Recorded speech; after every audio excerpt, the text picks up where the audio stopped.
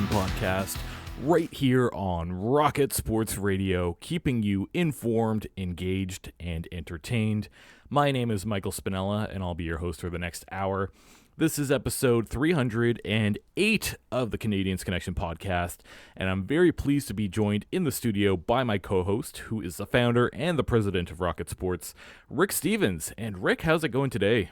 Hey, I'm fine, thanks, Michael. We're here in this makeshift studio again this week as we work towards our new studio being ready for the upcoming season. And listen, our problems are minor compared to the hundreds of thousands of Montrealers who are going through a tough time right now. On Friday, there was an all-time daily rainfall record in Montreal, and many of our listeners are dealing with flooded basements, some with power outages, and we just want to send our thoughts to all those affected and hope that our show can be a bit of a respite and take you away from some of the issues that you're dealing with right now. We hope that it can be helpful in that way. Yeah, very well said. We had a little bit of a power outage last night, but luckily the folks at Hydro-Quebec have been working pretty hard. They got us the power back pretty quickly, so big shout out to them for working around the clock in that nasty weather, and I hope everyone is all right who was affected in and around Canada. So thoughts and prayers go out to you, and we hope to give you maybe something to look forward to in the upcoming Montreal Canadiens season. As we titled this episode, Canadiens Roster Stability, Nick Suzuki's Formula for Habs Success. So in this first segment, we will get you up to date on everything Montreal Canadiens, a little bit of roster news, we'll talk prospects, and some news from around the NHL as well. And in segment 2, let's take a look at the Habs opening night roster. Is it a little bit too early? I don't think so. And of course, in segment 3, we'll hand it over to our listeners. Our Canadiens Connection question of the week is, who will be the biggest surprise addition to this season's opening night roster? We want to hear from you, and Rick, for those interested in letting us know their thoughts as they listen along today, what's the best way to do so? Reach out to us via our Rocket Sports text line. It's 5853-ROCKET. That's 5853-ROCKET. Open 24 hours a day, and reach out to us, as many of you have done this past week. We're always glad to hear your comments. And we also had some people reach out to us on our social media. So if you're interested in doing that, make sure that you follow at Habs Connection on Twitter, Facebook, and Instagram. Plus, you can check out our website, CanadiensConnection.fm. And we have a couple of interesting golf stories that appeared this past week. This one to start here, Cole Caufield and Nick Suzuki attended the President's Cup Media Day at Royal Montreal Golf Club in support of First Tee Canada. The full event is set to take place in September, the 24th to 29th, but it's nice to see my favorite couple of best friends hanging out. Indeed, and of course, Nick Suzuki is a member at the Royal Montreal Golf Club, and so he was comfortable there. As you said, this was Media Day for the President's Cup, the event not on the agenda right away, and but the reporters tended to talk to them about the upcoming season and about some of the off-season moves. Weren't much interested in talking about golf. And we'll hear from them a little later. The quotes that they had about the season, including Nick Suzuki talking about his formula for success. And Nick Suzuki also let it slip that the group will be back there in about a month's time for training camp. He said they just want to do it upright for the Montreal Canadiens training camp this season. Yeah, so coming up pretty quickly here, the other golf story actually involves Alex Newhook, as Alex Newhook hosted an inaugural charity golf tournament in St. John's. Hundreds of people got up close and personal with Alex Newhook. Curtis Joseph was even there as well, so that's pretty cool. So that happened in St. John's this weekend, and yeah, it's nice to see that Alex Newhook's getting involved in the community with a charity golf tournament. And this being his first annual charity golf tournament, the Alex Newhook and Friends Golf Classic, held at the Ballyhaley Country Club. And as you said, Curtis Joseph there, also Montreal Canadiens teammates, Josh Anderson, Justin Barron, Jaden Struble, as well as Dawson Mercer from the New Jersey Devils. They raised, at last count, $113,000 to go dollars in order to go to 3 different charitable organizations in St. John's, including the Cancer Care Foundation and the Iris Kirby House. So follow our daily Habs posts throughout the offseason via @RocketSports on Twitter, and check out our exclusive content at InsideTheCanadiens.com. And a little bit of roster news coming this week, as the Montreal Canadiens are set to relinquish the rights of prospect Rhett Pitlick. So coming out of a period where we had 3 different Pitlicks, with Rem and Tyler also in the organization, Montreal officially going down to 0. Just too bad the prospect, I guess they just didn't see enough there to give him a qualifying offer. Running out of Pitlicks, yes. The Montreal Canadiens have until August 15th to sign both Rhett Pitlick and Ty Smilanic. But word coming out that they have made a decision about Rhett Pitlick. For one, Nicholas Kluche confirmed the Habs will not offer a contract to Rhett Pitlick, 23 years old, drafted 131st overall in 2019. We remember Ty Smilanic. You spent a lot of time with the Trois-Rivières Lions. He was part of that trade that Ben Sherratt going to the Florida Panthers, of course, a first-round pick coming back, and Smilanic as well. And what's happening here is the Canadiens, listen, with their prospect pool, they have to focus in on the top prospects. They only have 50 contracts that they can offer, and they have to hone in on the ones that are going to, they have a deep prospect pool, but they have to hone in on the ones that are going to show the most promise. And they seem to have felt that Rhett Pitlick hadn't, as you said, met that minimum line so far. And we'll see as we get closer to the 15th what happens with Ty Smilanic. And now it's a good time to get to our Habs prospect report. It's time for the Rocket Report. The Rocket Sports Media Team is your premier source for information about the Laval Rocket, the AHL affiliate of the Montreal Canadiens, as well as Habs prospects playing in the CHL, NCAA, and leagues around the world. Bookmark thn.com/Montreal to follow our comprehensive coverage of Canadiens prospects. Each week, we like to highlight a Montreal Canadiens prospect, and lately we've been putting the spotlight on Ivan Demidov quite often, the 5th overall pick from the latest draft, currently playing for SKA St. Petersburg. And, well, we should realistically just start calling this segment the Ivan Demidov update in general. But, Rick, what's going on with Ivan this week? Well, you're right. It has become the Ivan Demidov update, and as it should. Canadiens fans are fascinated and looking to hear any piece of information about the young prospect. We know that he's been at SKA St. Petersburg training camp, although most of the pictures we've seen he's been training off ice. And we remember last week that we reported that he said he needed he would likely be back on the ice in a week, and that's just what happened. We saw evidence that he was back on the ice this week at the SKA St. Petersburg training camp. Now, unfortunately, he didn't make it into the inter-squad game. He was in the stands for that one. No word on why he didn't get into the inter-squad game. But obviously he is recovering nicely and looking forward to the season. Some of our Canadiens Connection listeners have expressed some concern about SKA acquiring Evgeny Kuznetsov, and if that'll eat into the time of the young prospect. Well, we see that the KHL as a league itself is promoting Demidov.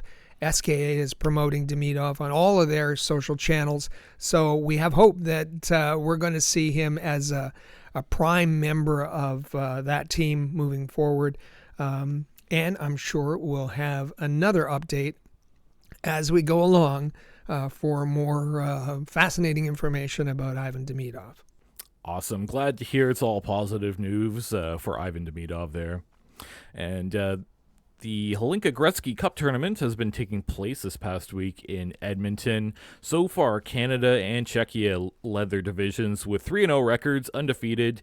We have a gold medal game tonight, Canada versus Czechia today, and the bronze medal game, USA versus Sweden, will be happening, I think, just a little bit after our recording, so plenty to look out for there. So I believe we had a Kent Hughes appearance there, didn't we? Yes, we did. Kent Hughes, as many of the NHL teams are taking in the tournament.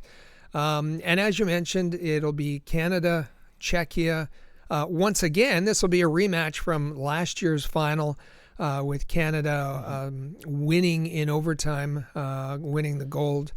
In the pre-tournament game, it was the Czechs, but let's hope for a Canadian victory in that final on Saturday night. Yep, and with the Hlinka Gretzky happening, let's take a look at what we're seeing for projecting the 2025 World Juniors rosters for Canada, USA, Sweden, and Finland. This comes from The Athletic, and, I'm looking through to see if there's any Habs. I only see one, and that's Ottus Koivu playing for Finland, and a little bit of a surprise to me. I'm looking here, and I'm not seeing any Jacob Fowler in goal for Team USA. We've been talking quite a bit about how good this prospect is. It looks like USA is projecting to still have Trey Augustine, at least according to The Athletic. And looking through on Team Canada, a slew of prospects from this past draft, including Sam Dickinson, Catton, Perek, Lindstrom, etc. No Michael Hage there either, so I think a little bit of disappointment from Habs fans, but good on Ottus Koivu. He's going to be on a very good team with Team Finland. Absolutely, yeah, and good for him. Canadiens fans will be watching him, I expect, at the World Juniors. Now, just to reiterate, you said it, but this is a projection from the staff of The Athletic. This is not a final roster by any means, but they're projecting that the only Canadiens prospect will be Koivu. And we know Michael Hage wasn't invited to the summer showcase. But these aren't final rosters. There's still lots and lots of time that we may see other Canadiens prospects included in the rosters. But again, projections for Canada, USA, Sweden, and Finland. The Athletic doesn't expect to have them there. Still plenty of time for that to change. And hey, if you're one of those Montreal Canadiens prospects, maybe you take a look at this and that gives you a little extra fuel heading into September, October, no? That's right. And believe it or not, we have some news from the Trois-Rivières Lions. Turns out the Trois-Rivières Lions have sponsored Raphael Lessard's car in NASCAR Canada Series race this Sunday. And boy, does this car look beautiful with that logo on it. The outfit looks great too. It's kind of a shame we don't see more hockey teams do this, but I like this a bit from Trois-Rivières. Oh, I do too. This is fantastic. What a great idea. And we should be reminded that the Trois-Rivières Lions were purchased by Squire Sports in the offseason, who not only have an interest in the ECHL and hockey, but they do have an interest in motorsports as well. And what they've done here, what the Trois-Rivières Lions have done here in the sponsorship of the car, putting their colors on it, is just tremendous. The car looks great. The outfit looks great. And we're going to be seeing this car touring around the streets of Trois-Rivières for the NASCAR Canada Series race. Absolutely. You can find all of our content about Canadiens prospects at our Rocket Sports YouTube account. Just put InsideTheCanadiens.com into a tab and you'll be able to find that. Now it's a good time to get to our quotes of the week. And this past week, Kent Hughes spoke to TSN at the Hlinka Gretzky Cup tournament in Edmonton. And he was asked about Ivan Demidov, so relating it back to what we just talked about a little bit. And let's hear from Kent Hughes. Our scouts were very high on him all throughout the year. Obviously, with him being in Russia and not participating in international tournaments, our viewings were more video-based from a management perspective. But one of our scouts did get over and watch him live, and we interviewed him before the draft, and he was just like, I always think that you got a young 18-year-old in a, it's a big moment. You're being interviewed by people who are going to decide your future. It's not your first language. It would be intimidating. It would have been intimidating for me at 18, and I was blown away with his maturity, his confidence, without arrogance. He was just a very impressive kid. We've heard these words, and I should say thanks to TSN for the interview, and you hear the intermission entertainment in the background there as Kent Hughes is being interviewed. We've heard these words as he's described Joris Slafkovsky about the maturity, the poise, 18-year-old, second language, coming in and not being intimidated by a group of scouts and executives, hockey executives that are going to decide their future. Talked about him being so confident, and Kent Hughes saying he himself wouldn't have been that poised at that young of age, and as well being not intimidated by the process, but yet not being cocky at all. Yep. One more bit of audio coming from Kent Hughes, and this time he's talking about the challenge of sticking to the plan. Let's hear what he has to say. Yeah, I mean, that's the challenge that we're going to confront as we move to this next phase of what we're trying to build in Montreal, is that we could make moves that would make us a better team tomorrow, but we need to be worried about the day after and the day after as well, and how do we continue to move the ship forward without blocking these young players that we're drafting and hoping are going to be a big part of what we are when we're ready to compete for Stanley Cups. So don't sacrifice the future for short-term success. We've heard that from Kent Hughes before. Doesn't want to bring in people in free agency that are going to be obstacles for the prospects in the future. Looking long-term, and he's relying on the patience of Montreal Canadiens fans to understand this is not about immediate success. This is not about just making the playoffs. This is becoming a sustainable contender.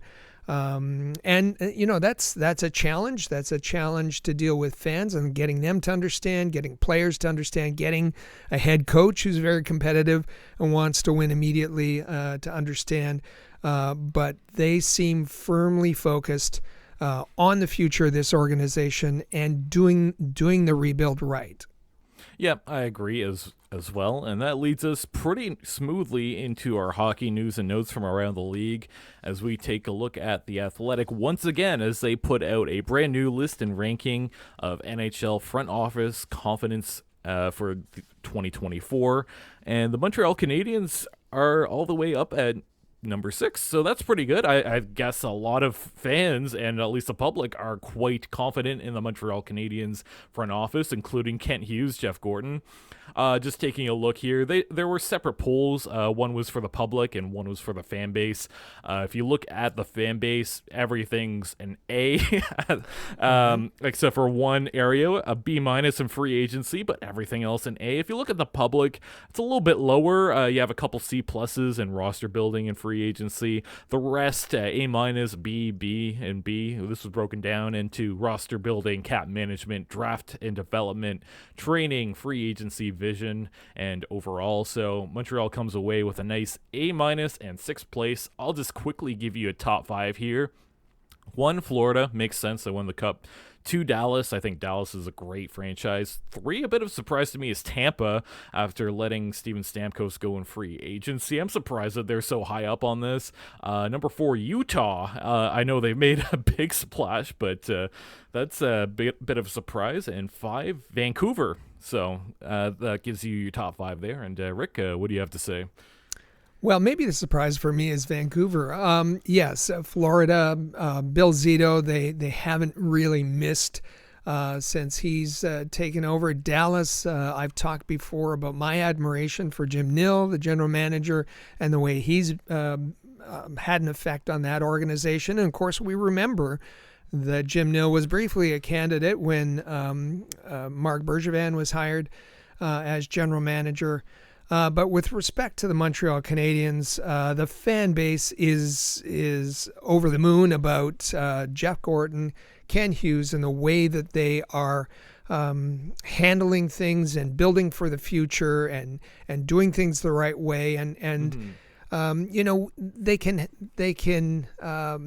be patient and they can stick to the plan easily with a fan base that is supportive. And they've done that right, keeping the fan base on board, letting them understand that they have to go through this difficult time, and then having some sort of sustainable success. So indeed, A's for the most part from the fan base. Roster building, the public doesn't, other fans of other teams don't really care about the Canadiens roster or rate it as highly, and don't understand why they've been so absent in free agency, but we've explained that. So another great survey for the Montreal Canadiens, vaulting up to number 6, and I think this should make the fan base feel pretty good. Yeah, and a bit of a jump from last year. Looking here, they jumped up from 14, which they were at in 2023. So I think part of that big jump has to do with the development of guys like Slavkovsky, and I think Alex Newhook coming in and looking pretty decent. So it seems like fans coming into this season are very happy with the direction of this team. Yeah. And ending this segment on something a little bit different than usual, but we thought this was pretty fun. Kelly Chase explains how Brett Hull intervened in a trade between Montreal and St. Louis, and we have a bit of audio. I'll just let him take it away and describe what exactly happened. Well, I know I'm in deep shit, right? It's the trade deadline. We have a day off, the trade deadline, and it's beautiful in St. Louis. So we're going to go to Algonquin golfing. Holly's like, come on, we're going to go golfing. I go, I think I better hang on. I just, stop whining. You're not getting traded. Come on. And I'm like, so we go play at the turn. Mr. Chase, you need to call Susie Matthew at the Blues office. I call Suze. Suze, what's up? She goes, you got to come down to the office. I go, did I get traded? She goes, you got to come to the office. I said, Suze, just tell me, did I get traded? She goes, yeah. I said, where did I get traded to? She goes, Montreal. I'm like, oh, okay. So I go out in the cart. And I go, I just got traded to Montreal. Bullshit. No, I did. He goes, get in the cart. They're not trading you. And I go, Holly, they traded me to Montreal. You know, I got to go down to the office. He goes, you don't need to go in. They're not trading you. And I go, all right. I said, I'm going down to the office. I'll come back or I'll send somebody to pick you up in my car. So I drive down to the office and I walk in and Ron Caron with that big, heavy French accent says,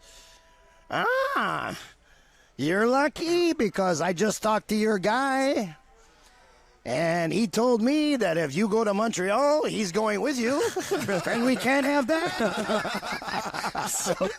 So he goes, fucking Holly, he goes, he goes, you can't throw your skate at the coach. I don't know what you're doing. You're lucky. Serge Savard is my friend, and I rescind the trade. But you're lucky, and your buddy saved you, and you're lucky because we can't have him going with you. All right, quite a clip from Kelly Chase. We've heard that clip, or I have heard that clip before, but this week he was on the Missing Curfew podcast, related that story about his almost trade to the Montreal Canadiens in the early 90s, and that it was nixed by his friend and teammate, Brett Hull.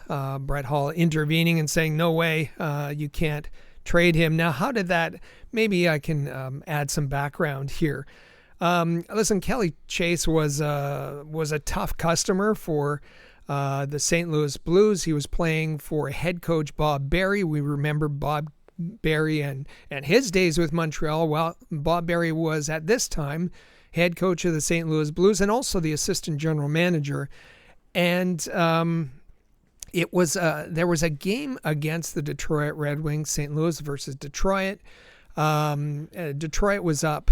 And they scored late in the game. They scored 2 empty net goals to secure the win, secure the victory. Game basically over. There was only 20 seconds left, and Kelly Chase had not really seen the ice the entire game. So at this point, head coach Bob Barry comes over, taps him on the shoulder, and sends him over the boards and kind of gives him, the indication that he expects him to fight. Detroit at this time had pretty tough customers themselves: Bob Probert, Troy Crowder. And Kelly Chase, he doesn't see the point in this, actually. He hadn't played the entire game, 20 seconds left. Why does he want to fight at this point? So he says, "No, coach, I'm not going out there." They have an argument on the bench. Kelly Chase heads to the locker room with time left on the clock. Game ends, Bob Barry heads in there, and the two just start screaming at each other. In the midst of that, apparently Kelly Chase threw a skate and you heard it referenced, that incident referenced here. And Kelly Chase had threw a skate, and it was Brendan Shanahan that intervened, tackled Kelly Chase, so nothing further happened. So Ron Caron, the general manager of St. Louis, was left with a position at the trade deadline of, okay, we've got to trade this player. Had engineered a trade with his friend. Ron Caron, by the way, had spent 15 years as director of scouting with Montreal Canadiens before he went to St. Louis. Knew Serge Savard very well. They had arranged a trade. So Kelly Chase would go to Montreal. We don't know the particulars of it. When Brett Hull found out, he said, no, that's not happening. And unfortunately, the trade had to be rescinded. So, Caron phoned Savard, and that was the end of that. Yeah, that was a ton of fun. And with that, let's head into our first break here. We'll hear a message from DraftKings, and then it's our big topic segment. Nick Suzuki preaches the value of roster continuity. This is the Canadiens Connection podcast right here on Rocket Sports Radio. Know the beautiful thing about being a sports fan? There's only like 2 days the whole year without a game. 2! With so much happening and so much action, that makes just about every day game day at DraftKings Sportsbook. It's super easy for first-timers to get started. Try betting on something simple like picking a team to win. Go to the DraftKings Sportsbook app, select your team, and place your first bet. It really couldn't be any easier or any simpler. I know for me, during the summer months, my bets are getting placed on Formula One races. And if you are new to DraftKings, you've got to check this out. New customers bet $5 and get $150 in bonus bets instantly. So download the DraftKings Sportsbook app now and use code THPN. That's code THPN for new customers to get $150 in bonus bets instantly when you bet just $5. Only on DraftKings. The crown is yours. Gambling problem? Call 1-800-GAMBLER, or in West Virginia, visit www.1800gambler.net. In New York, call 877-8-HOPE-NY or text HOPE-NY 467-369. In Connecticut, help is available for problem gambling. Call 888-789-7777 or visit ccpg.org. Please play responsibly. On behalf of Boot Hill Casino and Resort, Kansas. 21 plus age varies by jurisdiction. Bonus bets expire 168 hours after issuance. Deposit and eligibility restrictions apply. See terms and responsible gaming resources at dkng.co/base. The Canadiens Connection podcast right here on Rocket Sports Radio. I'm Michael Spinella, and you can find me on Twitter at @TheSpinella. With me in the studio is our president and founder of Rocket Sports, Rick Stevens. Make sure to give him a follow on Twitter at Rocket Sports. You can also follow this podcast at Habs Connection on Twitter, Facebook, and Instagram. Plus, you can check out our website, canadiensconnection.fm. And just a little reminder, if you have not already, subscribe to the Canadiens Connection podcast in the player or on any of your favorite podcasting apps. That way, you never miss a single episode. And Rick, is it too early to predict the opening night roster for the Montreal Canadiens for the 2024-25 season?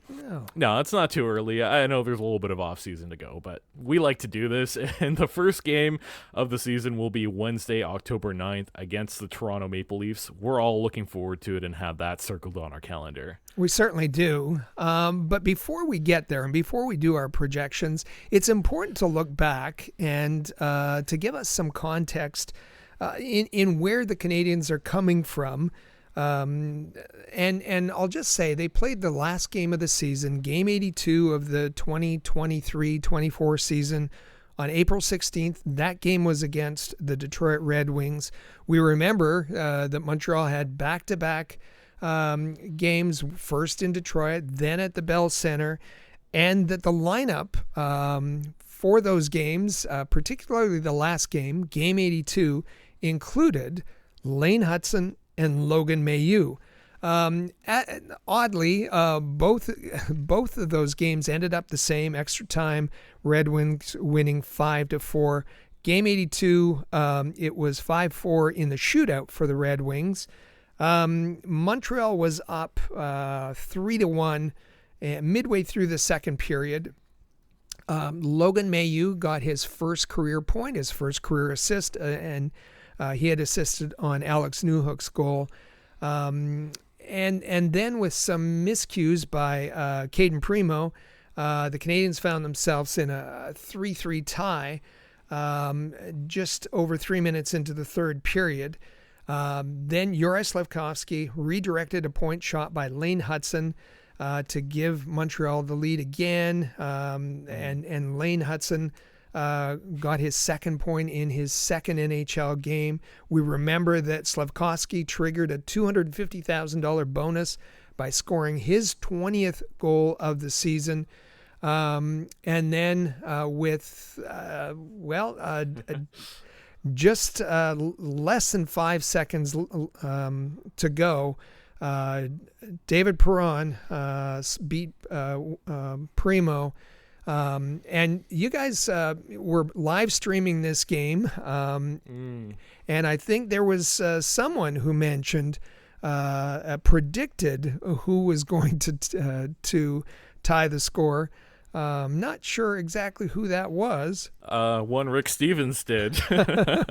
Yeah, I predicted, unfortunately, sorry everyone, I predicted that David Perron would tie the score, went into overtime. Canadiens had a 4-on-3 power play. They couldn't score, went to the shootout, and it was Patrick Kane that sealed the win for Detroit. But the main story was the fact that Lane Hutson and Logan Mailloux played. Mailloux had 21 minutes and 14 seconds in ice time. Hutson had 23 minutes and 32 seconds and just brought the Bell Center out of their seats on a number of occasions with his creativity in the offensive zone. But the Canadiens finished the season with a record of 30, 36, and 16. And that night, there was, besides Hutson and Mailloux in the lineup, we had Tanner Pearson. We know he's gone. Some of the scratches, Ulanen, Kovacevic gone. But the first line looked pretty much the same. Caufield, Suzuki, Slafkovsky, Alex Newhook on the second line, Christian Dvorak on the fourth line. Lane Hutson and Savard were paired together. Mike Matheson and Mailloux were paired together. So that should give us an idea of how the Canadiens ended the season. Before now, we'll look at how they might set up for the upcoming 2024-2025 campaign. Now, before we reveal our projected lineups, let's hear from two of the young stars, Captain Nick Suzuki and Cole Caufield, who spoke to the media at Royal Montreal Golf Club this past week. And first, we're going to hear from Nick Suzuki in regards to the signings of Slafkovsky and Guhle and what message that sent to the team. We're both really excited for both of them, and it's an Arbor and JB too. all four of those guys are really young pieces that showed a lot, and it's nice to get those guys signed and have a core that we can build for a long time. So we're both really excited for what happened over the summer, and it's with the draft and free agency, I think everything worked out for us pretty good. The signings energized the Canadiens.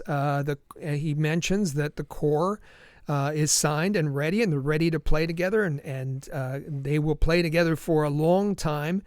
And this fits with Kent Hughes saying about turning the team over to his younger core stars and removing any obstacles for them in the lineup, not getting involved in free agency.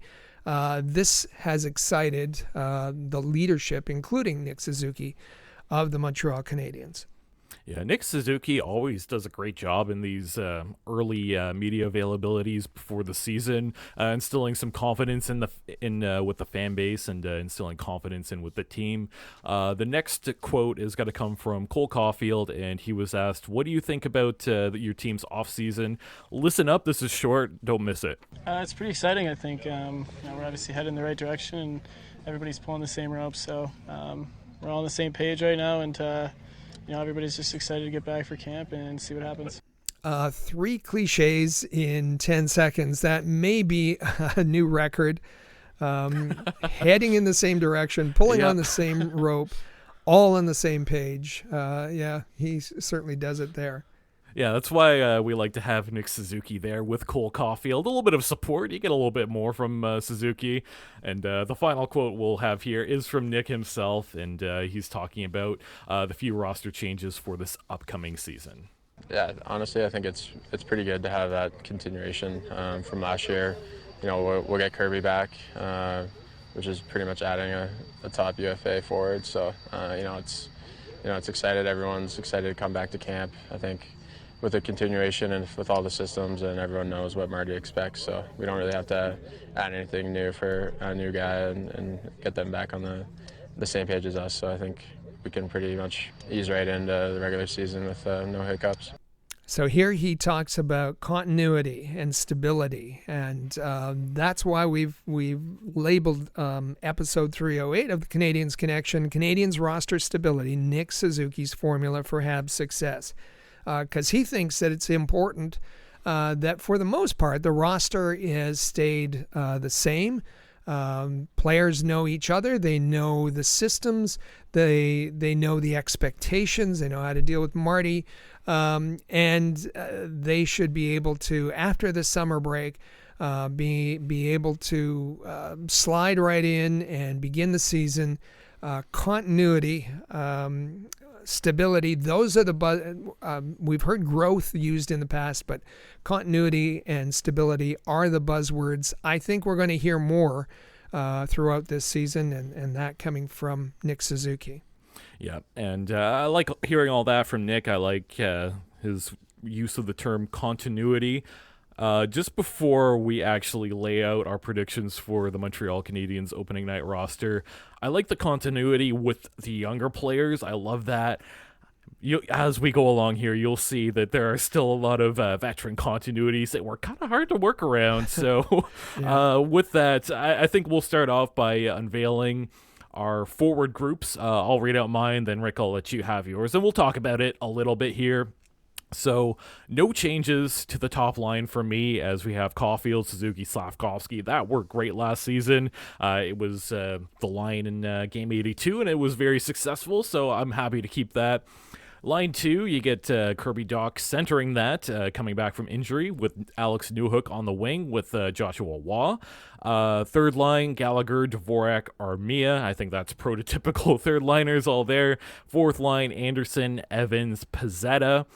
My extra, Alex Barry-Boulet. Going to Laval, Owen Beck. I think there's just not enough space for him in the lineup from my perspective, so he gets to go to Laval. Injured, Raphael Harvey-Pinard, so I left him off of this, and I'll send it over to you, Rick, to compare yours. Well, we'll start where we agree, and that's the first line. Caufield, Suzuki, Slafkovsky ended the season, as you said, Why not begin the season? They had great chemistry together.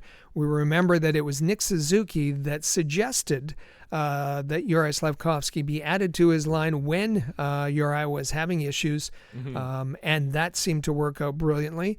I can tell you that part of me wants to see Slafkovsky tried at some point with Kirby Dach again. We know that worked in training camp last season. The two of them look pretty good together, and maybe they'll have an opportunity to play together.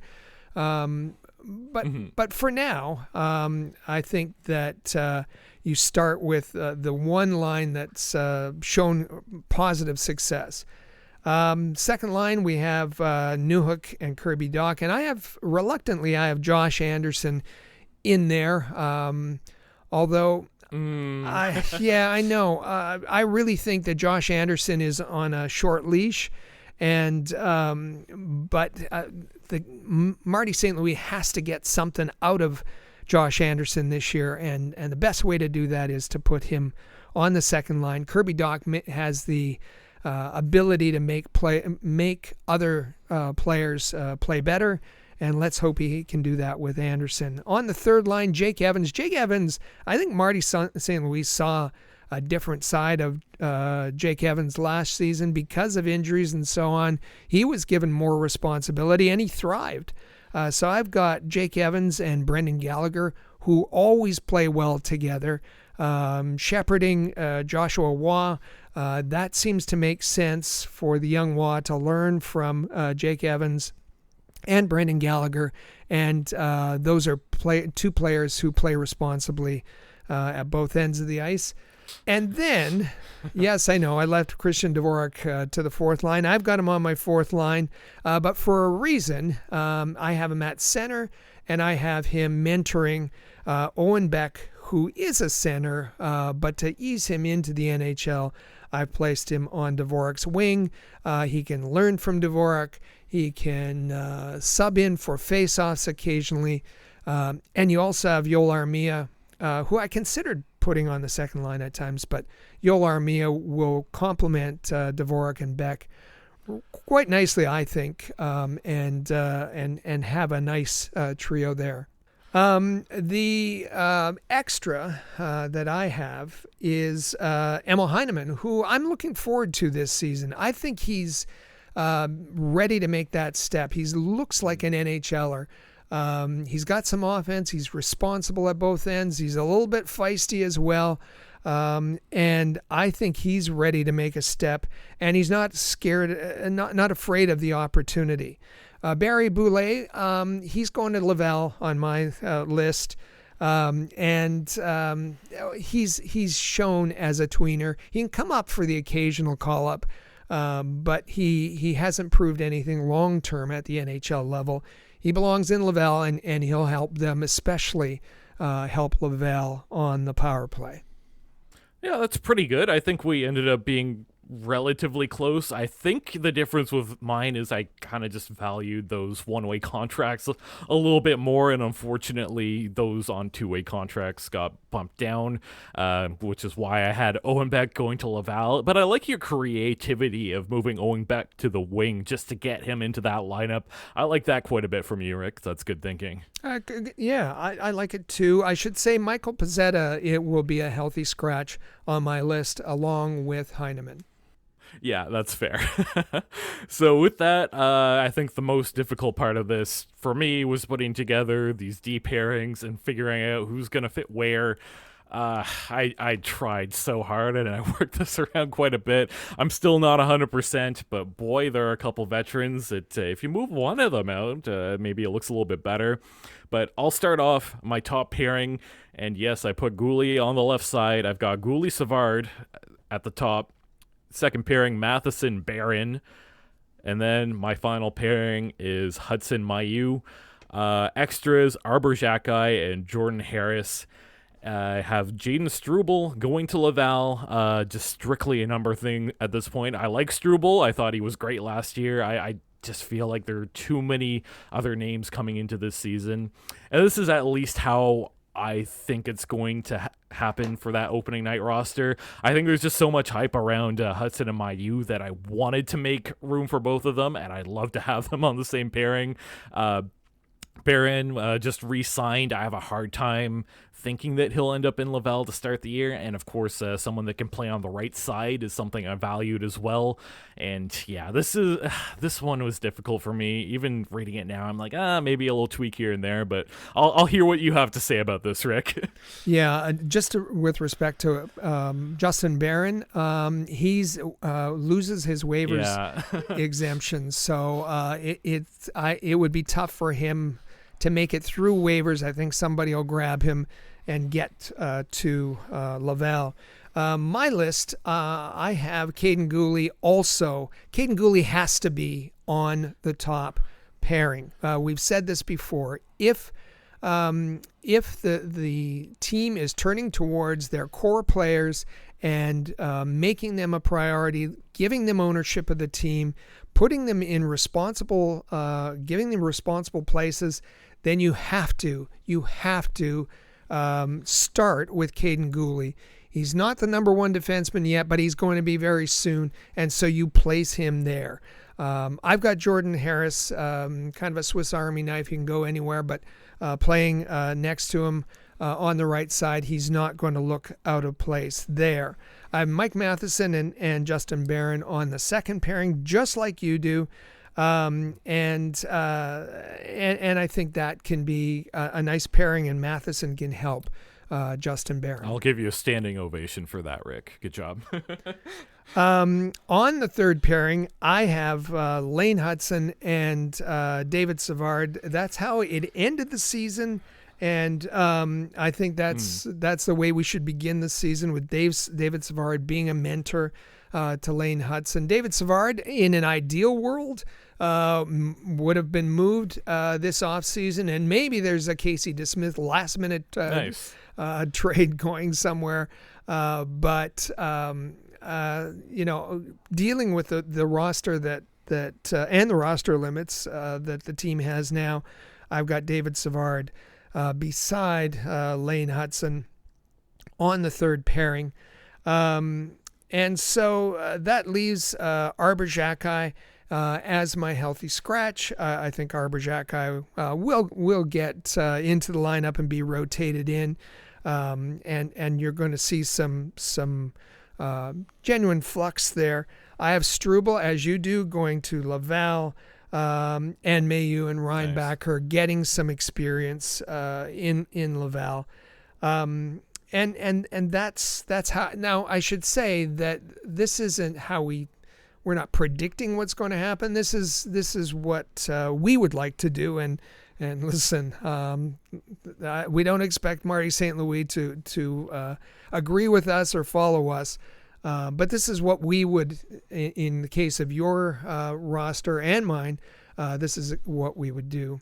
And of course, we got Raphael Harvey-Pinard as the injured player on IR to begin the season.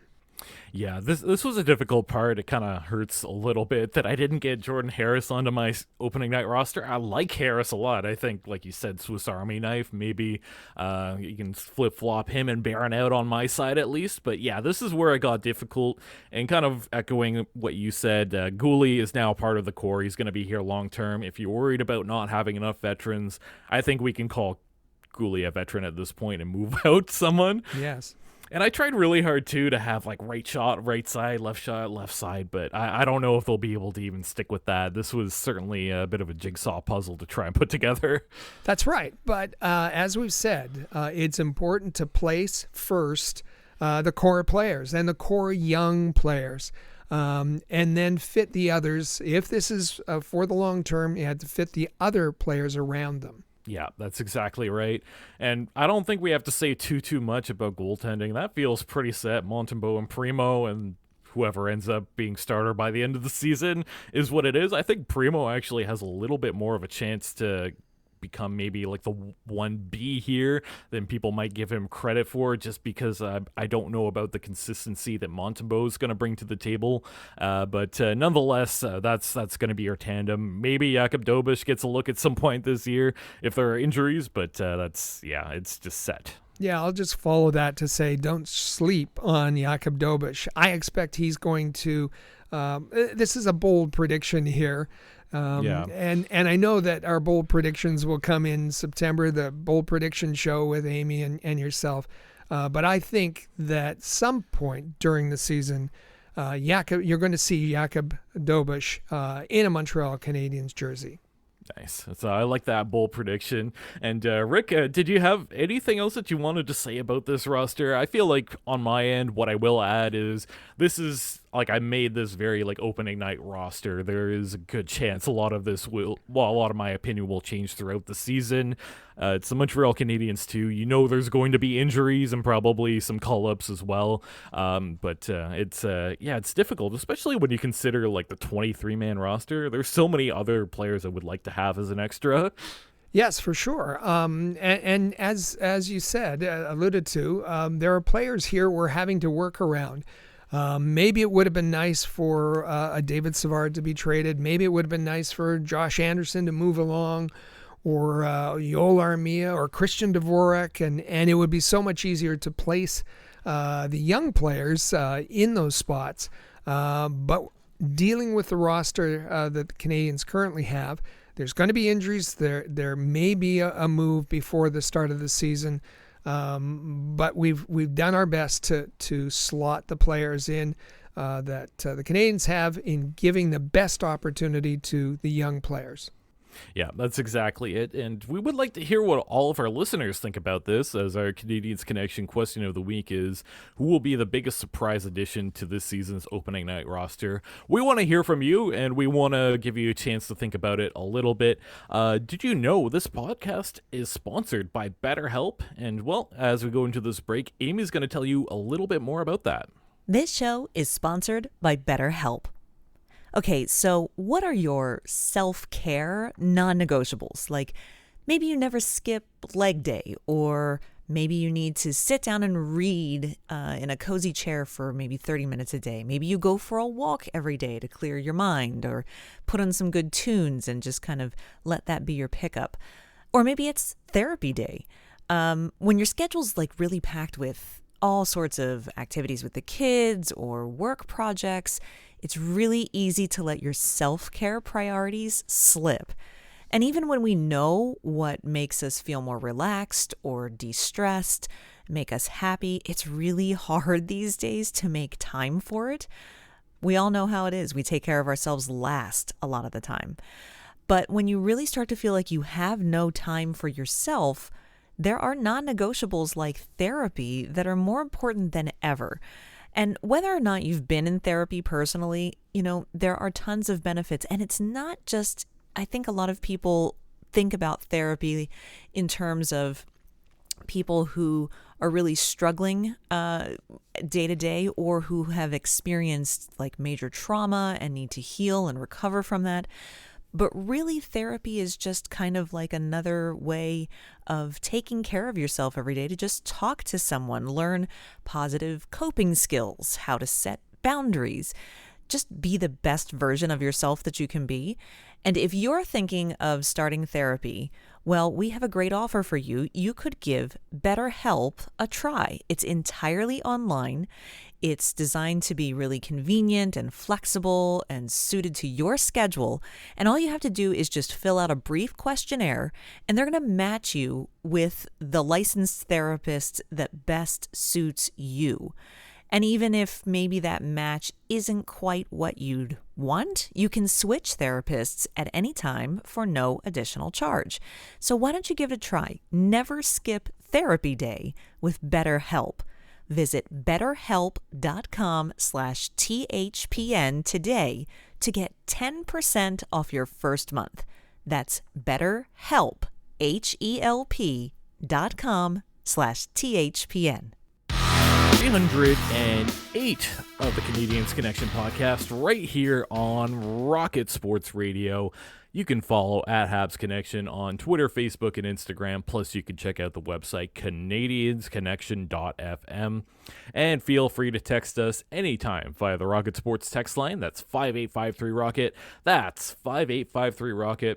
And Rick, that was a lot of fun trying to put together those opening night rosters. I hope there are some moves coming up, and like always, these Montreal Canadiens can be pretty difficult to keep track of, and I think we do a pretty good job of keeping people up to date. Absolutely. And I think that our listenership agrees. We've had an overwhelming outpouring from our listeners all summer long.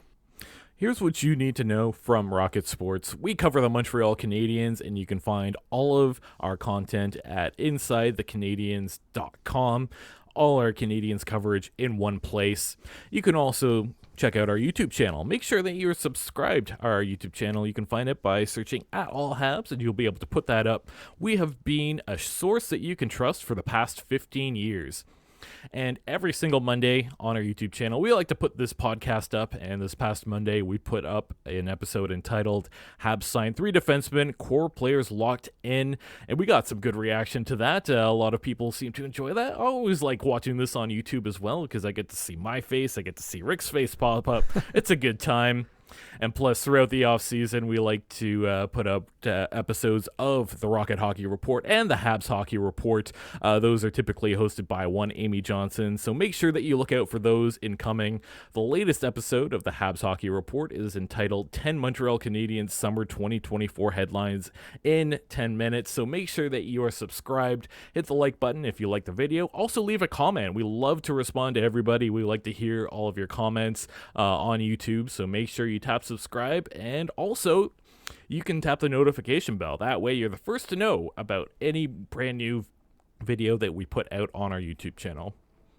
While you're doing that, you're going to want to make sure that you're subscribed to the premier Rocket Sports radio podcast on your favorite podcasting app, The Canadiens Connection. You can also find all of our episodes at canadiensconnection.fm if you missed any of them. If you enjoy the show, you can show a little appreciation by leaving a 5-star review. And if you want to go just a little bit extra to help us out, it goes a long way in helping us out if you share the podcast on X, Facebook, Reddit, or on any of your socials. We are your inside link to the Montreal Canadiens. And Rick, I believe we're looking for some great people to reach out to us. So what's going on here, and how can people reach out to us? Well, you can reach out to us at hello@rocketsportsmedia.com. And why would you do that? Well, you want to be part of this group. We're called Rocket Sports. We've been doing this for the past 15 years or so, putting out great content about the Montreal Canadiens. We're just like you. And if you want to join our group, if you're passionate, if you're dedicated, if you have a talent, you want to do some writing, you want to join our podcast, reach out to me, and I'll just repeat that email address. It's hello@rocketsportsmedia.com, hello@rocketsportsmedia.com. I promise you, we have a great group, and you'll have a great time covering the Montreal Canadiens. And I can assure you, being part of the Rocket Sports team is a ton of fun. Don't worry, we don't bite. We're all a bunch of friendly people, so make sure you reach out to us if you have interest, and we'd love to chat with you. And that brings us to our Canadiens Connection question of the week, as we ask all of our listeners who will be the biggest surprise addition to the season opening night roster. You got to hear our predictions for the opening night roster. Now we want to hear from you. 5853-ROCKET is the best way to reach out to us. But if you have something a little bit more in-depth you want to say, something a little bit longer, Rick, we have an email address that people can reach out to us by as well. I get to repeat the email address again. It is hello@rocketsportsmedia.com.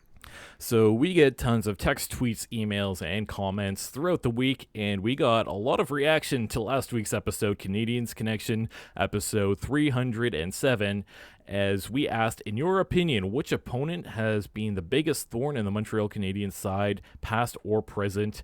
And Rick, I believe we got a comment on YouTube that you wanted to read out for us. Yeah, we got some great comments on YouTube and everywhere. This one, though, comes from a familiar voice at Center Heist, 7948. He says biggest villain. In his opinion, he names a list. Stan Jonathan, Terry O'Reilly, Mike Bilberry, Kenny Lindsman, Lyndon Byers, Cam Neely, and Brad Marchand. What do all of those folks have in common? Well, they're villains. They would be on my list of villains. I mentioned that last week on the podcast, and they are all members of the Boston Bruins of one time. They're all Bruins. They're all villains, and they deserve to be on this list. Yeah, absolutely. Hard to agree with, hard to disagree with some of those. I believe we mentioned a few too, but unfortunately the cutoff was the year 2000. Otherwise, we'd have to draft 1,000 different villains. We also got a tweet from Regular SIM Card on Twitter as they responded to the podcast, and what they had to say is, I think a somewhat recent villain that may have been overlooked is Nikita Kucherov, lest we forget his comments towards the Habs faithful and his post-cup clinching media availability.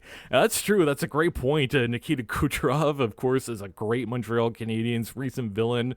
As soon as you mentioned that, it brought me right back to that point in time when I was watching it, and that whole series against Tampa Bay, absolute menace. Nikita Kucherov, kind of underratedly a bit of a goon, no? Yeah, I was reminded from this, a great tweet, Nikita Kucherov in that shirtless, drunken rant afterwards, absolutely should be on the villains list that you were preparing. Yeah, and like I said, even with the 2000 cutoff, we could have done hundreds of Montreal Canadiens villains. We had to come up with our best top 5, and great for pointing that out. We appreciate it.